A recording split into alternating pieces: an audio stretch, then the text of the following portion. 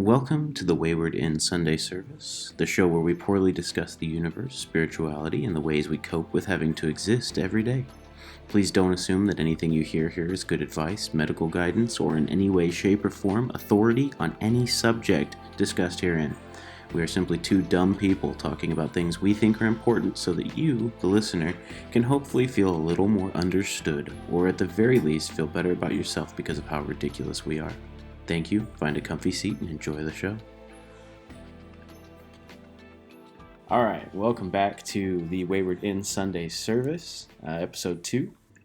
How are you doing, Colin? How has your week been so far? It's been an interesting week. It's pretty up and down right now. Just got a lot of stuff going on. Got a lot of movements happening in my life that I'm scared and excited for.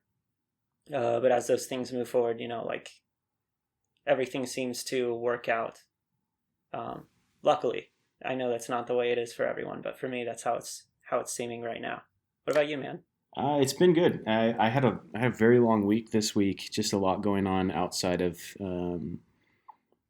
my personal life. Just work and things like that have me kind of going 100 miles an hour. And I think that's going to be a big thing that we talk about today, is kind of stepping away from the world and the distractions of the world and everything like that. It's difficult. At least for me, it has been this week. I worked 6 days this week, 10-hour days, which was ridiculous. So it's very, very, very difficult to kind of pull yourself away and step back and sort of see the world from an outside perspective when you're just constantly on autopilot doing tasks 24/7, Yeah, absolutely, man. It's trying to pull yourself away from that cycle of just being needed and then giving yourself away and then feeling like you don't have much left afterwards. It's tiring because after a while you kind of forget how to step back if you don't do it often enough. And then it's just a kind of a hard climb back up to that place, Yeah, I find that when I get too involved, and I was talking to my wife last night. We have some people over at the house right now. My mother-in-law's staying with us. Her house is being renovated at the moment, and so as we kind of ended our night last night, rather later than we normally do, I was just talking to her, and she said to me, are you mad at me? You've been kind of distant all day. And I was just like, man, I didn't even notice. I just felt like I was just dissociating from everything because I'm just doing this, doing that, going down this checklist of things that I need to get done. And I wasn't taking the time to sit back and realize the impact on other people that was having, because that's so much more important than getting, your little tasks done here and there. Those things need to get done. You shouldn't ignore your chores or whatever. But I was being distant and I was being quiet, and it had been a long week. I was tired, and everybody deserves to get some rest. But at the same time, you do kind of have to step back and be like, hey, what's most important for me, in my life right now, and how do I take myself away from the things that aren't as important to me? That is a really insightful way to look at it. I feel like so many times our tasks are what seem to pull us away from everything. And so loading ourselves up with tasks, it's easy to live that way because you don't have to reflect. But by not reflecting, we seem to put ourselves into circumstances where the things we're actively doing aren't that meaningful. I feel like one of the ways that I most pull myself back and away from everything is just meditating. Mm-hmm. I don't know, man. Whether it's 15 minutes at work and I just go down to the basement in my office building, do a little bit of yoga there, or just going for a walk and feeling the weight of my body on my feet. Anything like that seems to reset where I was and resets my reasons for choosing the things that I am. When I move back into work after one of those things, I'm often doing them recognizing I am moving my life forward by working. And it's not like I'm serving some corporate overlord, or at least it feels less like that, even if it in reality is. But I can make it mean something more for myself as long as I'm taking time to understand what I want. Yeah, I read this great fucking quote this week, and I cannot remember where I read it. I will find it and I will cite it in our next podcast for sure. But um, basically, what it said in the gist of it was that anxiety is our body identifying. It's the way that we understand that we are like going through something difficult, and they compared it to like pain. So like you know, twist your ankle, you smack your hand on something hard or whatever, you know, you feel that pain and it's like, shit, ow, that hurt. I need to put a band-aid on this. I'm bleeding. I need to put some ice on my ankle or whatever. Anxiety is that exact same thing, but for like your mental health. It's your body going, hey, whoa, we are just way overwhelmed right now. Like this is just a lot going on. And so I've gone from trying to eliminate anxiety, I guess, this week to when I feel it, taking that as a sign to step back and be like, okay, what's causing this injury to my brain? You know, that was a big deal for me this week. And I read it early on last Sunday while I was sitting down and kind of reading and meditating and everything like that. And that kind of changed my whole outlook on the week because it was something where I could, instead of being like, man, I'm just anxious all the time and I want this to go away, it was almost like I looked forward to when it would happen. I'd go, oh, okay, something's wrong. I need to take some time, step back, do some healing, do some introspection, and feel better. And that totally changed my outlook on it entirely. Yeah, man, that's incredibly insightful. Uh, Anxiety, in many ways, is just a sign that we need to change what we're doing rather than finish what we're doing. Um, I think a lot of times it's just telling us like, hey, the way things are going right now, something's just not working. It doesn't always tell us what's not working. Sometimes it will try to, but I found that when I'm anxious about something, I'm actually oftentimes there's something else under the surface of whatever I'm feeling. And I need to go and look for that and dive into it to really understand what's happening. But I can't do that until I stop whatever is actually making me anxious, Mm-hmm. and try and get away from it for a little bit. That's not to say I want to escape from life, but I need somewhere to go in order to be more free.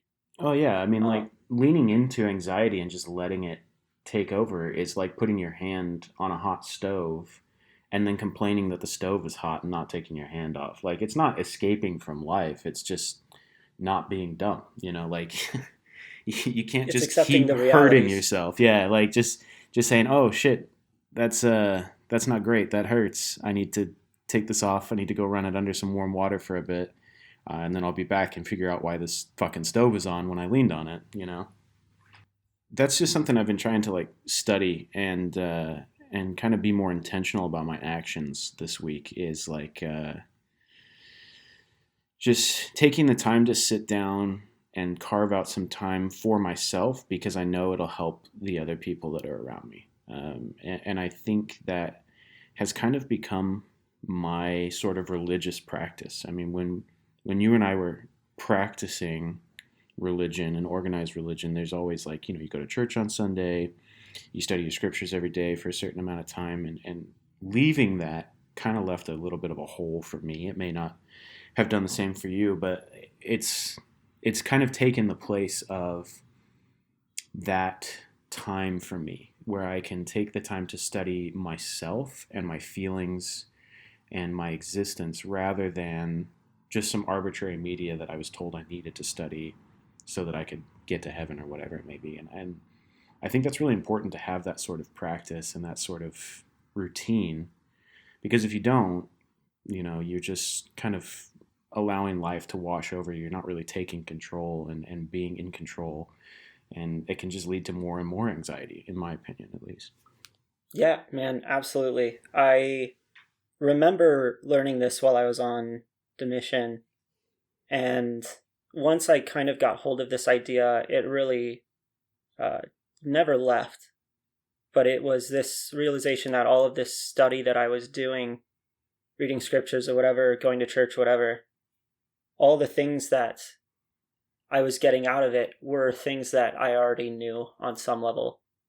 When I would go to the Bible and read, I was reading it through my own lens, and because of that, it was telling me more about myself than it was about God. And it kind of moved me to this place where I realized the things that I thought God were actually just things that I thought I was supposed to be. And so it was more of a reflection of myself than it was of anything else, of anything outside of me. And so I started reading scripture with the intention of learning more about myself and learning more about like when something sticks out to me when I'm reading, why is it sticking out? What's this hooking into? Something in my brain likes this a lot. Something in my brain has a hard time grappling with this part. What do I think is wrong with it? How would I challenge this? And through those exercises, I seemed to find more of myself as time went on. I learned why I was doing the things I was doing in my life.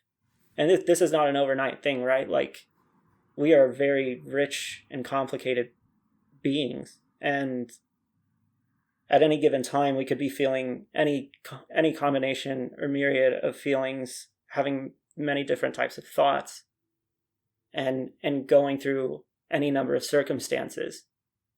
And those tiny moments that I spent for myself always seemed to reflect my truest desires and my truest wishes. And that meant that I could rely on those things, that those feelings would carry me to some place that I wanted to be. Yeah, that's pretty huge. I think that a big part of the idea behind the Wayward Inn is finding those influences and that, I guess, for lack of a better term, media that's been created that kind of helps you have those realizations and those spiritual moments and stuff like that. So you've always been better at finding texts, books, just media in general than I have. That is, incredibly inspiring. At least in my opinion, you've given me more books than I've given you that have helped me. So, what's your process? Like, how do you find something? How do you differentiate between something that's cool and fun to read and something that's inspiring and something that helps you, uh, you know, grow spiritually? What's your process in that? Great question, man.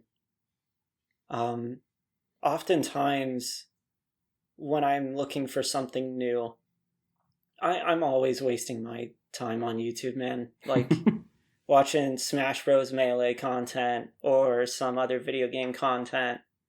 Um, but at the same time, there are always these titles that will sometimes stick out to me. And one YouTube channel that I got really into was Healthy Gamer GG. This is last year, and it's this psychiatrist who kind of puts everything into a perspective around games and gaming and stuff like that. And one of the big tenets of that community is that life is this open world sandbox game, um, which is such a fun way to think about it. But he talked a lot about different specific scenarios in mental health that I identified with, and from that I would click on those videos and things would change and my rabbit hole would grow and the recommendations on YouTube would change. And eventually I got recommended other things. But I also just keep an eye out when I see something around on the internet that resonates with me in a deep way. I just say, where did that come from? Who said that? Where did they say it? I want to find more of this. Mm. I had one friend around here recommend Alan Watts to me, and I went and listened to something of his. He's so good.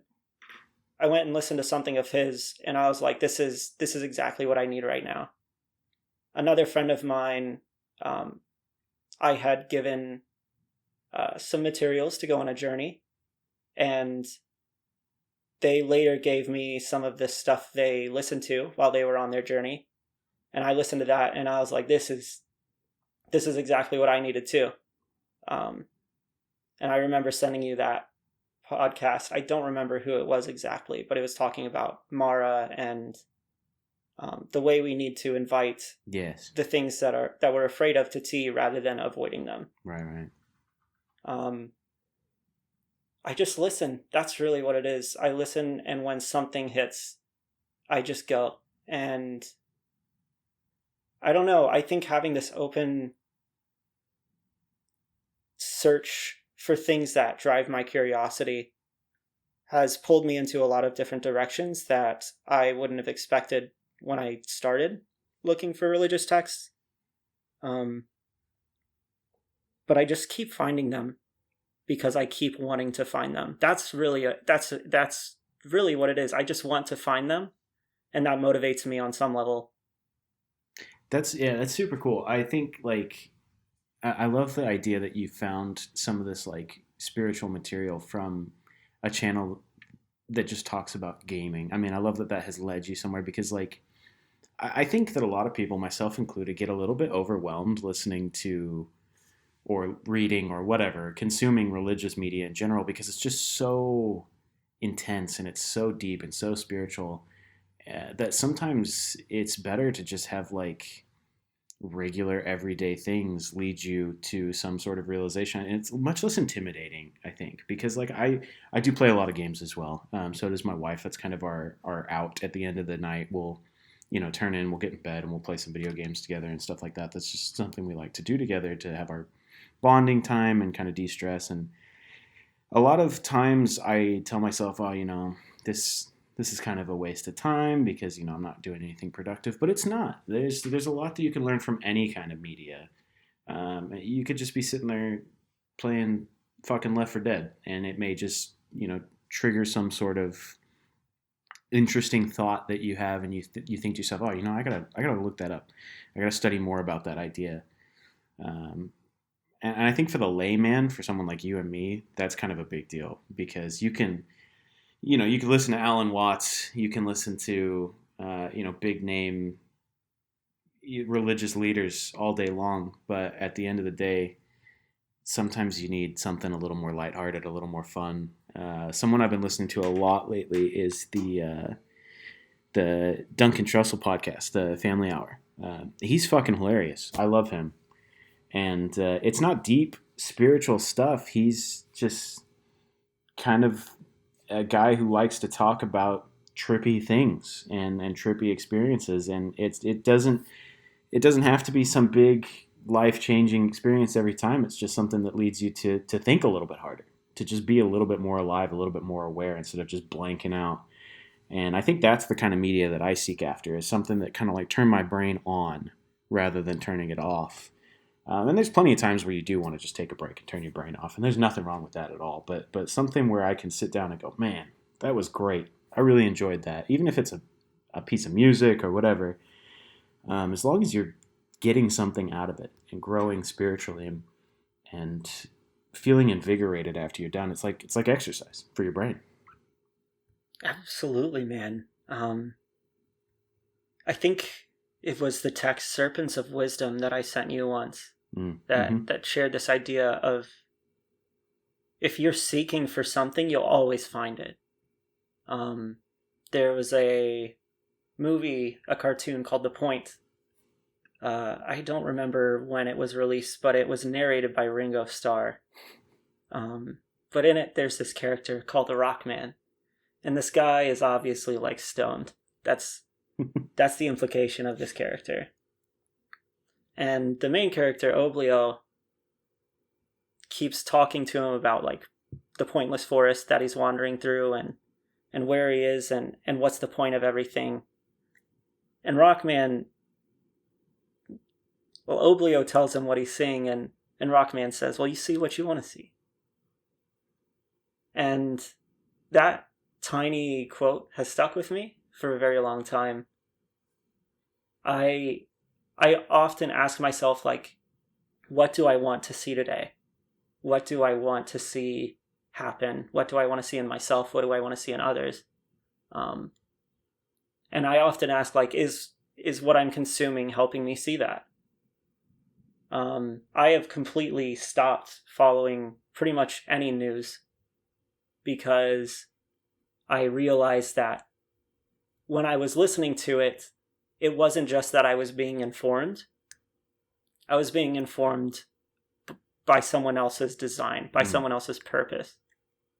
And I didn't feel like I had control over what I wanted to see anymore because I was being inspired into these feelings of needing to continue listening to it to be okay. That if I didn't know something happening in the world, then I would be at risk of something or something like that.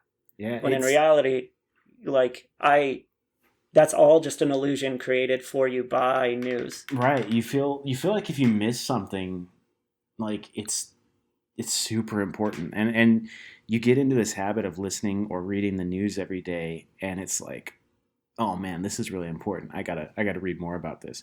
But then you look back at all the news you've consumed over your entire life, and how important was it really? I mean, do you remember the news on this day 5 years ago? No, I have no idea. No idea what was going on. But like, you still have to remember big experiences and big ideas because they changed you. I can count on one hand the amount of times that I've listened to the news and it has changed me as a person, and I've made spiritual progress because of it. I absolutely agree with you. Yeah, I have to ask myself if what I'm consuming is distracting me from reality and what I'm experiencing right now. Is what I'm listening to making me worry about the future in a way that I have not done before? And if so, like, is it actually motivating me to change who I am, or is it just making me afraid? If it's the former, then it may be worth listening to, and I have to assess, like, do I want my life to change in this direction? If it's the latter, I'm only inhibiting myself by listening to it, and listening to it at the end of the day is my choice. Yeah, it's all about, like we've been talking about, and like you wrote on the wiki, it's all about time. Like we ascribe so much importance to time, and like how much time is wasting and how we're losing time, and we're getting older and we don't have that much time to do this or that, and this is happening right here right now, so we need to care about it right here right now. But the universe doesn't give a shit about time. It's been around forever, literally, and it will continue to be around long after we're gone. So you got to take a step back and go, in this one blink of an eye that is my existence on this planet, do I really want to spend what very little actual time I have, while I have a perception of time, worrying about how much time I've lost? Like, it's kind of crazy if you think about it. You step back and you go, look, I have an extremely limited amount of time, and I'm going to spend half of it worrying about how limited that time is. Yeah, exactly. Like, if we make time the reason that we're alive, we're idolizing it. We're actually missing out on the things that are happening in our life. The news is not something that happens in my life. The news is just stories and narratives and all these things that, we put our identity into, because that's what we do with stories. It's a human thing to tell stories. It's a human thing to inject ourselves into stories and feel certain ways about them. And doing that changes us. But the changes that I want to make have absolutely nothing to do with whatever the hell Donald Trump did yesterday. I genuinely don't care. Same thing with any political figure, honestly. My personal being doesn't have much to do with any of those big stories. I know that my country is in a very weird place right now. I know that there's a lot of back and forth, and he said, she said, and all this stuff about how one side is evil and the other side's sent from God, or the other side is a bunch of anarchists and they just want to burn down the country. And I think it's so important to recognize that if we're being told that we are under threat, and we continue, and it motivates us to continue listening to such a message, we are going to act through our life as though we are under threat, and we are going to be anxious, and we are going to have this anxiety that can't be quenched because because of this inherent belief that we have to be doing something about this. When in reality, I think a lot of that message is just not real. The emotion of news stories is often embellished so that it draws us in. It's interesting. I feel like the best spiritual texts I have ever read do none of that. Mm-hmm. They do not emotionally embellish. They just say what is. And that lets me feel exactly how I want to feel about those things. It shows me who I am in neutral contexts. It's the reason Jesus went to the wilderness for 40 days to fast. He couldn't know himself as himself until he was away from others influencing him. And he had to be under his own influence for a long time to be able to recognize what he was going to do next. And that's what he did before he started the greatest work of his life, if you believe in Christ. Yeah, I think it's important for us to do the same thing. We have to separate ourselves from the world to even begin to understand who we are. Yeah, that's exactly what I was going to say. I always refer to it as existential anxiety, and it's the least productive kind of anxiety. I mean, looping back to relating anxiety to like pain and using it to feel what's wrong.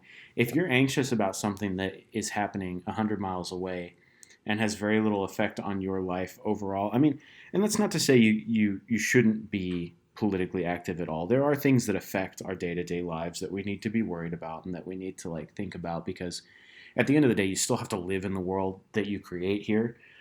But it shouldn't control you. It shouldn't control your everyday life, because there's really, at the end of the day, not a lot you can do about it. And that's the kind of anxiety you don't want. That's the kind of anxiety you need to step away from and kind of realign yourself and say, look, this sucks and I disagree with it, but that's all I can do is just disagree with it. I can line up and I can vote on voting day or whatever. And there's a lot of other things you could do if you were so inclined to do so. You could become a political extremist if you felt like. Not that I'm advocating for that, but you definitely could. But at the end of the day, 99% of us are just going to go about our lives in a regular fashion, and we really shouldn't allow this to control us, like you said. It's like waking up every morning and intentionally bashing your head against the wall so you go about the whole day with a headache, and then being like, yeah, but I'm worried. I'm worried about everything all the time. It's completely detrimental to your everyday activities and to your mental health and everything like that. It's, like I said, important to have opinions. It's important to believe in some things, but it's not important to, for lack of a better term, become so much of an activist that you are unhappy all the time. I have a friend that ever since like our first deep conversation, he has repeatedly said this phrase over and over, but it's this concept of giving your power away. When you let other things hold your heart, you lose the ability to use your heart to motivate yourself. Whether it's other people in relationships, or it's pieces of media, or even just this desire to escape. What are we giving our power away to? And what could we be doing with that power instead, if we had it?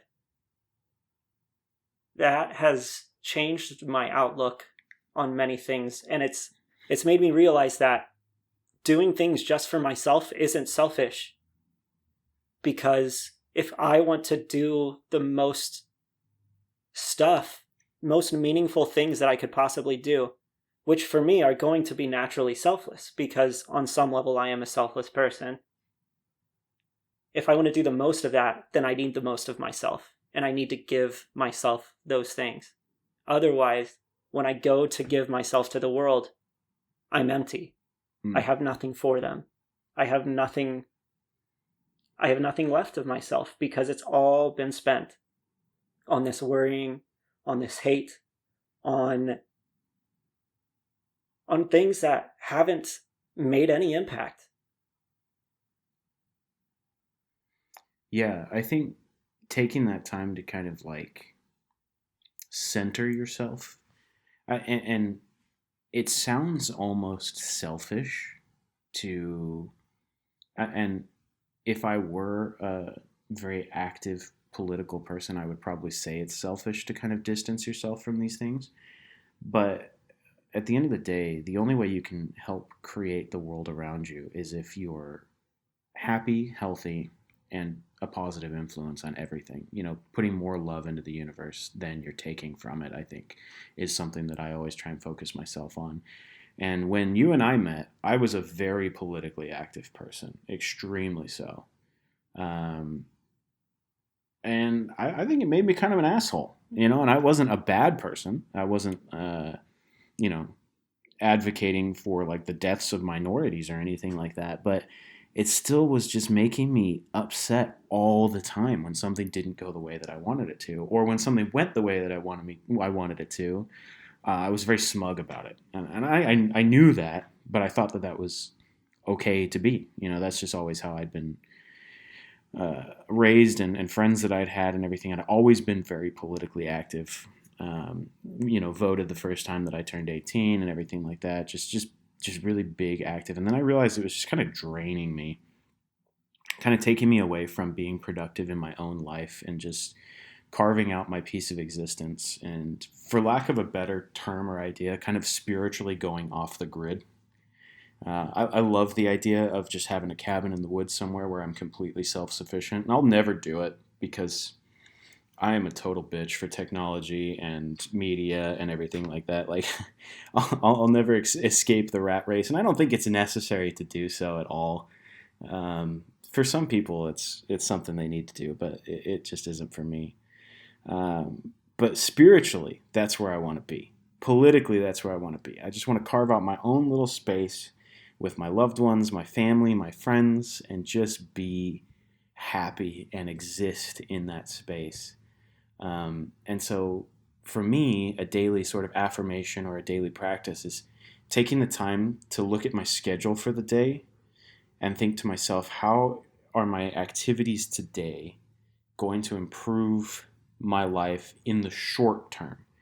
Because I don't want to get caught up in this long term anxiety and feeling like I'm living in a transitory period. I don't want to feel like I'm constantly looking out for the next thing or looking for what's going to be next or how my life is going to be when I'm finally done with whatever random task I've assigned myself. It's just, how can I make today a really good day that I can look back on? And we talked a little bit about this over text yesterday, but it's the idea of like creating memories now instead of just slaving away your life so that you can have good experiences in the future. Because if you're constantly trying to make your experiences better and you're not giving any deference to the time that you're experiencing now, then you won't have any memories to look back on. You won't have good times.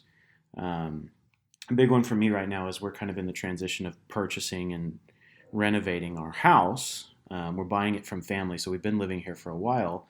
And it's always felt like kind of transitory, like it's not quite our house yet, or it's not quite our space yet.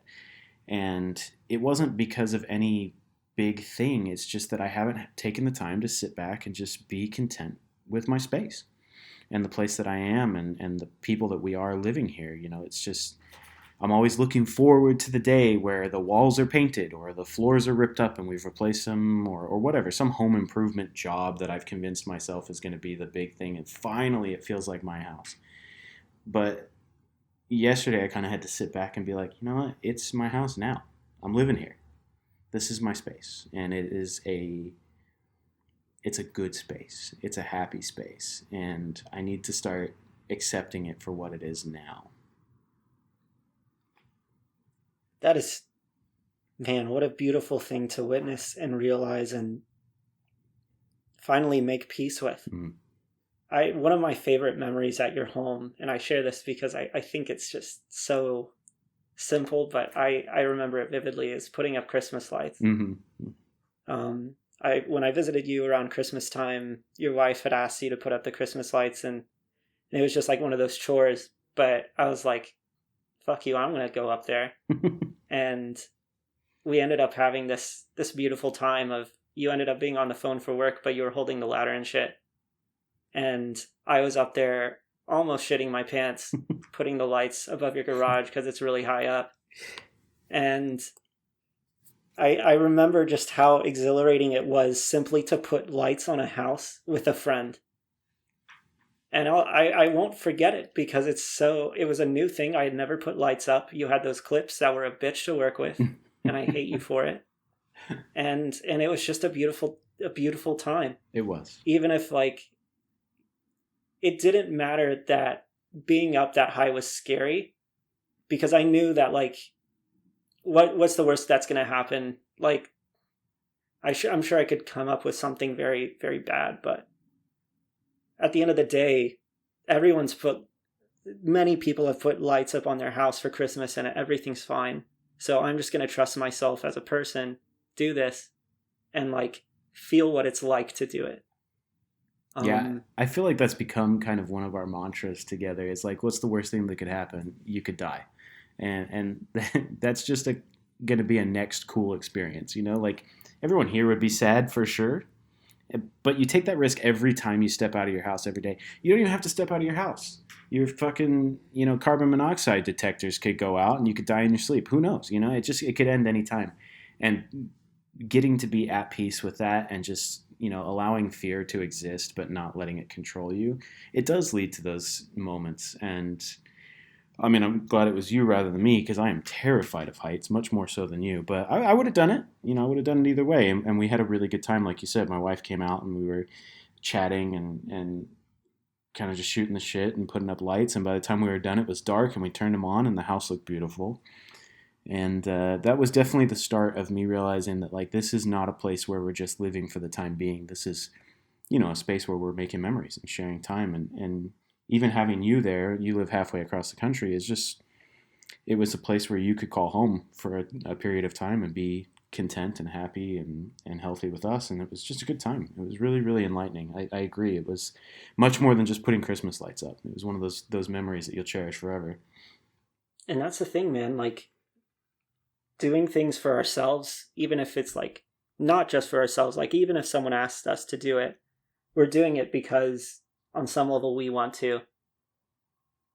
And embracing that lets us know that we want to be here in the first place. We want to be alive. That fear of death is something hard to face, but once you really face it, you learn what it means.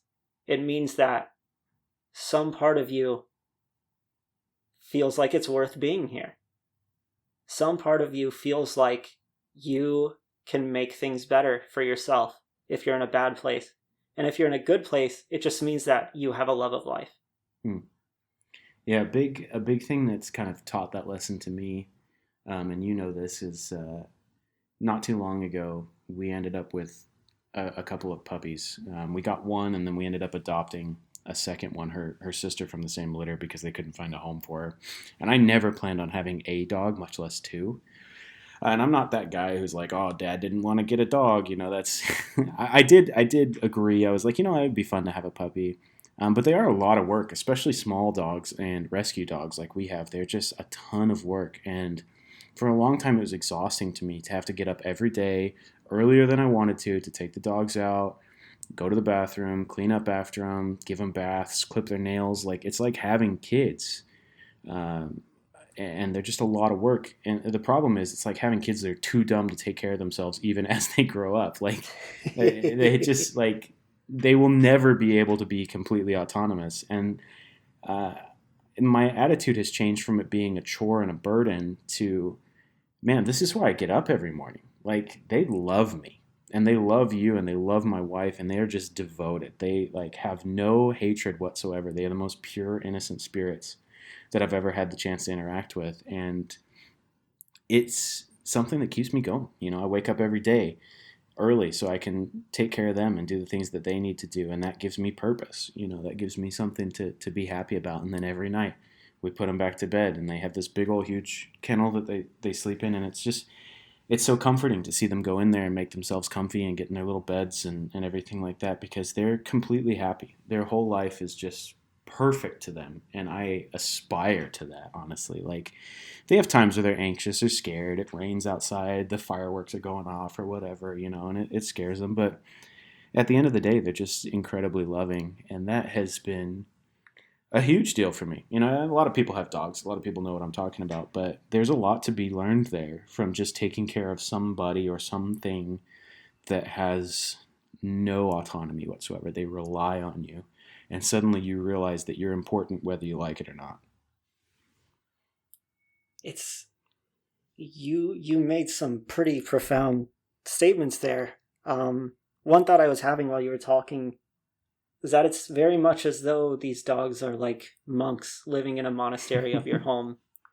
Everything seems to be provided for them, and they're not really worried about the future because, they see their God right in front of them. They see the one who provides life and gives them food, gives them shelter, gives them contact. And because of that, they're so willing to devote themselves to that cause. They become part of this higher purpose. And maybe I'm personifying things here or anthropomorphizing things here by giving animals this spiritual piece of them, but I do think that animals all recognize life and death. And so I think all animals on some level recognize spirituality. Oh yeah. But one of the later things you said, and this is significant, is that they recognized their source in you. They depend on you. They rely on you. And I think it's one of the biggest pieces of scripture that I have ever held on to. It's in the Book of Mosiah and the Book of Mormon. It's a speech by this guy named King Benjamin. And I love this speech, but a big part of it ends with how that if you worked every moment of your life trying to lay up in store for your God, you would still be unprofitable servants. There's nothing you could do to make up what has been given to you as a person, as a living thing. You could never give it back. In many ways, that's what your dogs are doing, right? Like, they serve you, but like, you put way more into them than they ever could into you, because they depend on you.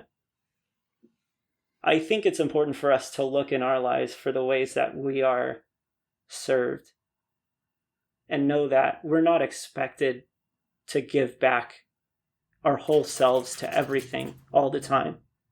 And even if we could, it would never be enough. It's so much more important for us to accept the things that we've been given now, recognize that we have them, and use those things not for some future that doesn't exist yet, but for a present moment that we have the pleasure of being within. Yeah. It's definitely like you said, it's the idea that it's okay to be served and to not give back. A lot of people would call that selfish, but it's not. It's just understanding your blessings. And you're exactly right. I love to take care of those girls. Like, they are important to me. They're a big part of my life, and it brings me joy just to serve them. And they don't do much for me other than sit with me and love on me and everything like that. Like, there's no advantage that I'm giving myself. I'm losing money, time, effort, energy, whatever. It's a net negative all the way around if you were to look at it objectively. But to me, it's not. It's an experience that makes me happy and gives me joy, and that's all they need. They're totally content with that. And there is a lot to be learned there. But I think the most important lesson to learn there is that when I die and go to heaven, the first thing I'm going to do is take a shit on God's carpet and watch him clean it up while I smile, because that's apparently the best way uh, to serve him. uh, I mean, it's no different than waiting until you get outside at the end of the day. It's got to go somewhere, man. this morning I took him out, and we have a routine every single morning. We go out early while they're still waking up, and they pee, because that's the most important thing. And then we come inside, and I give them a dream bone to chew on for 15 minutes or so. It takes them a while to make it all the way through the bone. And then after that's done, we go back outside and they poop. I don't know why, but that just is how they've structured their life, and I'm here to go along with it. And this morning, Kiko just could not wait, and she just took a fat dump right under my coffee table. I don't know why. Probably because it was raining, and she's afraid of the rain. But man, I was so irritated, and then I had to stop and think to myself, like, this is her biggest problem in life. This is the most anxiety she'll ever have, and that's so cool. That is, It really is. it's so cool. Like, she doesn't have to worry about packing up and going to work later today or anything like that. Like, she's just here for the ride, having a good time, afraid of the rain. I wish that the rain was my biggest fear in life. And if I'm honest with myself, it could be. It could be if I really wanted it to. I don't have to be afraid of the things that I'm afraid of. That's all entirely inside my brain. And it just doesn't need to matter as much as it does. And having some, like, these beings that are so simple and so happy all the time around is just, it is a blessing, man. Like I said, tons of people have dogs. It's not a unique experience to me. People have cats. They have pets, and pets to me are a big part of spirituality. That may seem kind of silly, but it's always been a big thing for me, is just having something to kind of simplify your life and kind of step back and just enjoy doing something routine, because that's what they love. They love the routine. They want to do the same exact thing every day, and they're so happy and content to do it. It's so cool. So cool to watch. It really is, man. I have a cat, and I have this love-hate relationship with her. She's incredibly neurotic. I don't think she was ever really a domestic cat. And I don't think she ever learned how to communicate with other cats. I've never seen her interact well with other cats. When we got her, we had one other cat, and she ignored that original cat the entire time. I've had her around one other cat since then, and they immediately got into a fight. So she is what she is, and I recognize that. During the summer, she is outside 99% of the time. I put a little water bowl on my porch, and she'll come in to eat, but the rest of the summer, she is outside, rain or shine. And then winter arrives, and suddenly she's inside all the time because it's too cold. And so now I get tasked with entertaining this creature that is only inside because my house is warm. And I don't know if she genuinely trusts me or if she's just using me. So that's an interesting conundrum I'm in right now. But at the same time, like, when I'm sitting on the couch and I've got my blanket on and she comes up to lay with me and I start petting her and she starts kneading the blanket, it doesn't matter that she only needs me for half the year.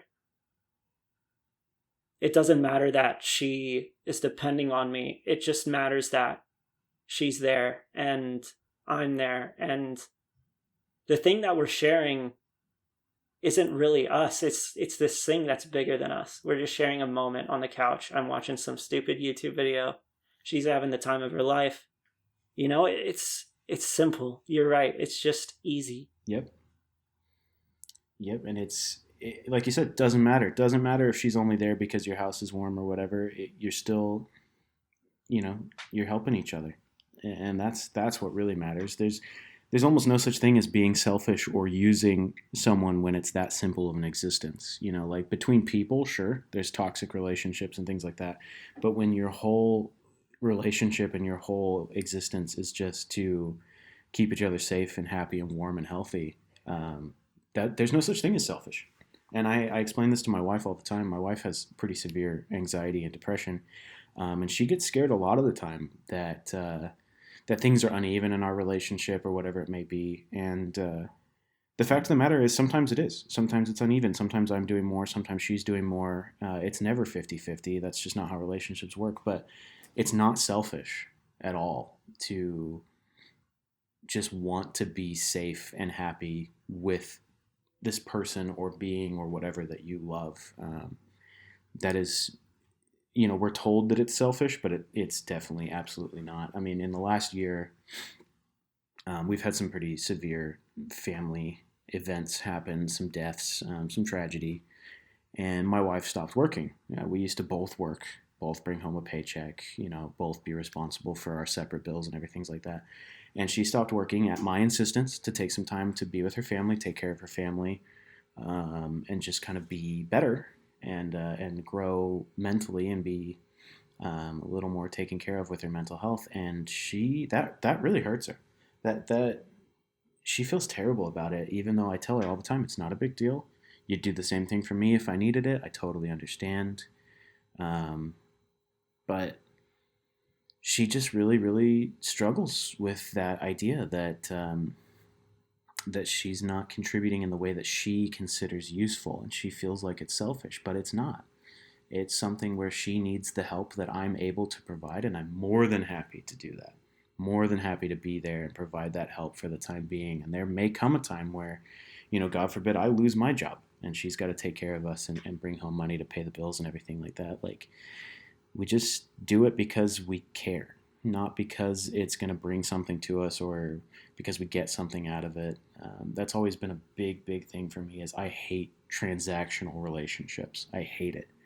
I hate when a relationship entirely depends on what the other person can bring to the table. And my whole first relationship was like that. And I was in that relationship for 7 years, and it was absolutely miserable. And now I live in a relationship and in an experience where in my household, nothing is transactional. We take care of the things that we need to take care of with each other. And it makes a really, really big impact. It does change the way that everything is. There's a lot more love and a lot more caring in my household because we do things unconditionally when the other person needs them.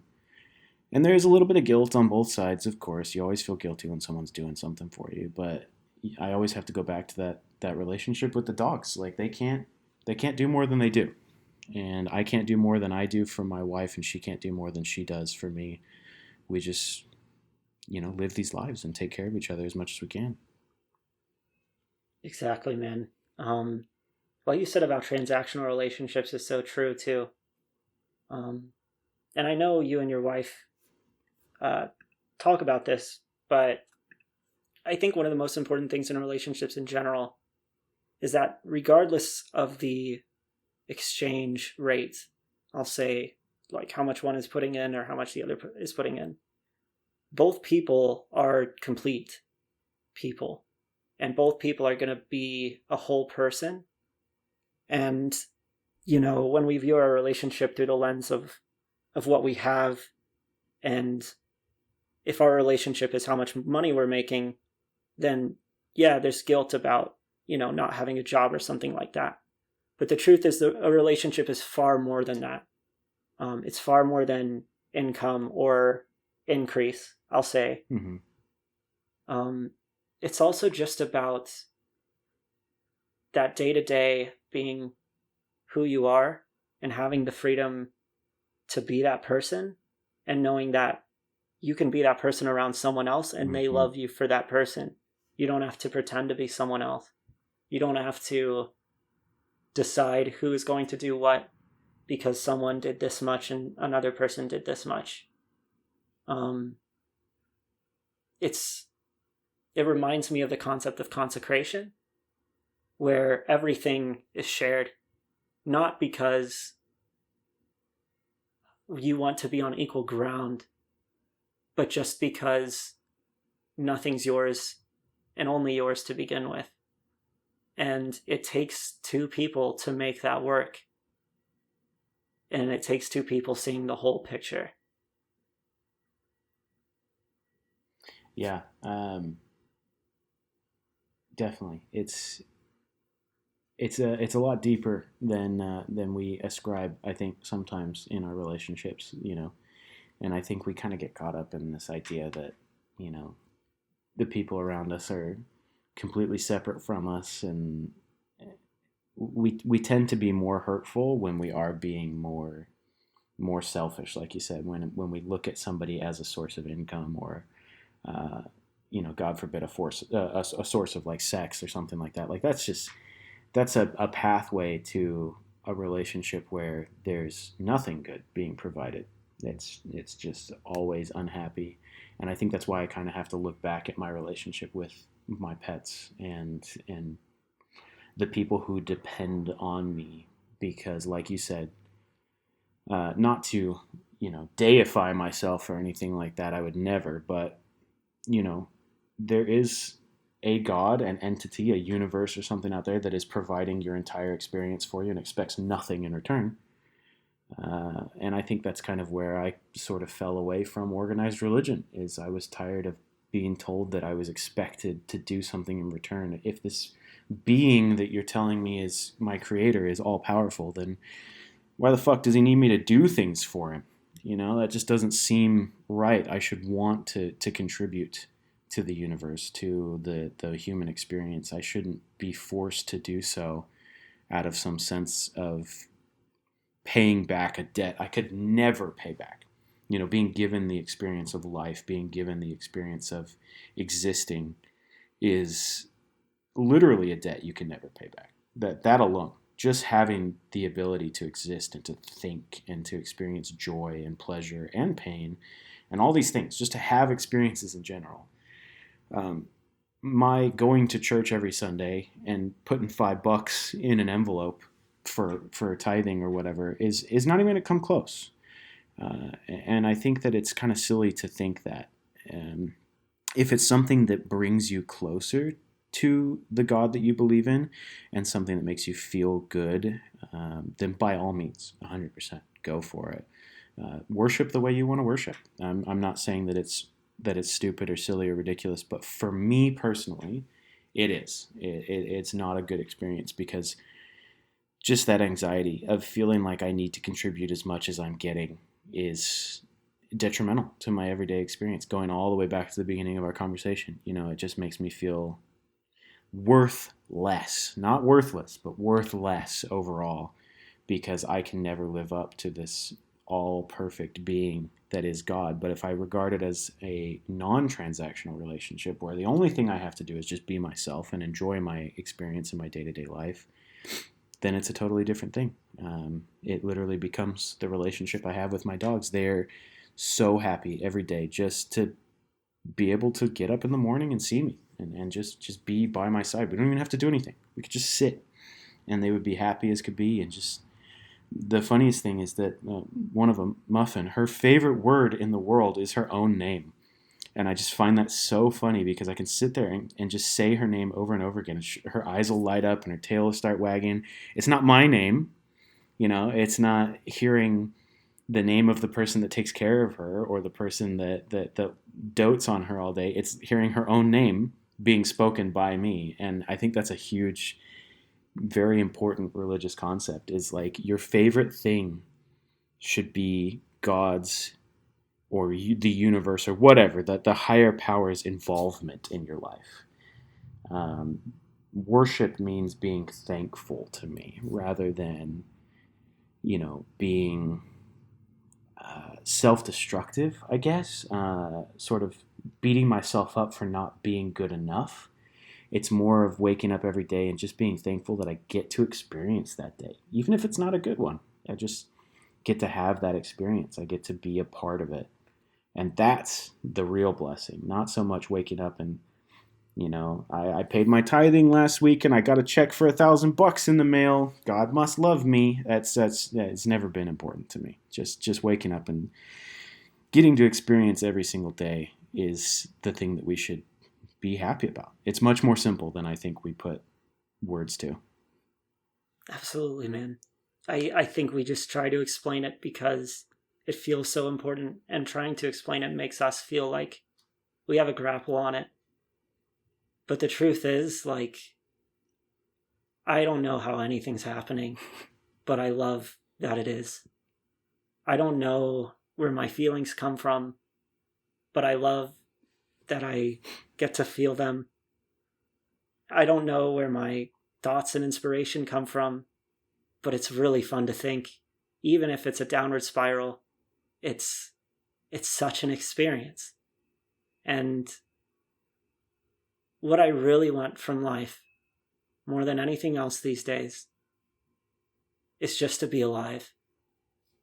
You know, I enjoy the bitter taste that comes with sadness these days, and I enjoy the sweetness that comes with accomplishing goals and feeling happy. But all of that's happening right now. And it's happening because, one, I'm looking at the past and seeing who I am, and two, I'm looking at the future and seeing what I want to have. And in this moment, I'm letting what I'm feeling from both of those things guide me. And I'm giving myself my power. I'm not giving it away. I'm not sacrificing myself to things that do not give back to me. But when I give myself to myself, somehow there's always more than I would ever need. Somehow. Yeah. We've hit about an hour. We had some Reddit posts we would read, but I don't think I want to spoil this podcast by reading about an emu tripping on acid. No, I agree. I think that can be a next week conversation. Absolutely. Thank you, everyone who is listening today. We appreciate you, even though we don't know you. We're glad you're going through life. We're glad you get to do this with us. Yeah, absolutely. Thank you, and join us again next week. We'll see you then.